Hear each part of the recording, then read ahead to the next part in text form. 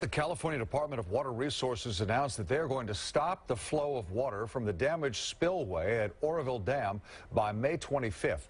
You'll recall that spillway essentially collapsed this winter, causing major damage and evacuations downstream. And once that water stops flowing, water officials can make repairs before the rainy season starts again in 5 months. KTVU's Tom Baker talked to a leading expert about whether the repair job can be done in time. And Tom joins us now live with what he learned. Tom.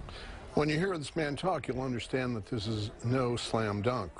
Oroville is a critical facility for 2/3 of California's residents and its massive agricultural industry.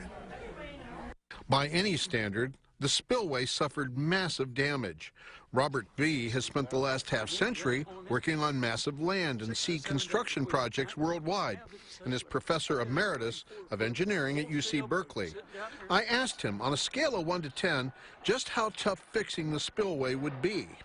It's a slam dunk 10. B., who has investigated and consulted on the dam since January, says the Department of Water Resources has chosen a dubious option. I call it a patch and pray approach. What B says the dam really needs is an overhaul to bring it up to current and proposed dam and earthquake standards, because the permanent repairs would have to last at least a half-century. 5 years of snowpack is melting, and nature is unforgiving of our ignorance. I'm afraid, and I think we should be afraid. I asked if the Department of Water Resources has the ability to manage an agency that can guarantee high reliability in the operation, construction, repair, and maintenance of a truly high reliability system such as Oroville Dam. No, that concern is at the very top of my worry. I don't think they have a coherent understanding of what the word safe means. No coherent understanding of what that word risk means. Even if the department can erect a temporary spillway before the fall rains come, I asked about the condition of those massive steel spill gates called the headworks at the top of the dam. In tough shape. B says cracks in the gate's critical steel structures have been studied for most of the last decade. Even if we fix the gated spillway, the headworks are unaddressed. And that's to say nothing of wet spots at the bottom of the earthen dam, which the department insists, without scientific proof, are just natural springs. We need to do everything possible to help this old dam, old like me, do the best job she can until it's time to decommission.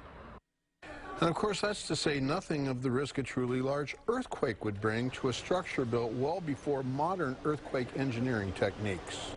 Back to you. Tom, there is so much repair work to be done. How long would it take to do a major overhaul for permanent repairs on that dam? Well, think about this. To do a major repair on the Bay Bridge when those bolts broke, that took 6 months delay and delayed the bridge by almost a year. Now, here's the situation. Whatever this repair is going to be, it's going to be temporary. It's going to be at least a stopgap repair. To do this right, you probably need a year, 2 years. It probably took 3 years at the time they built this to actually build that spillway in the first place, certainly 2.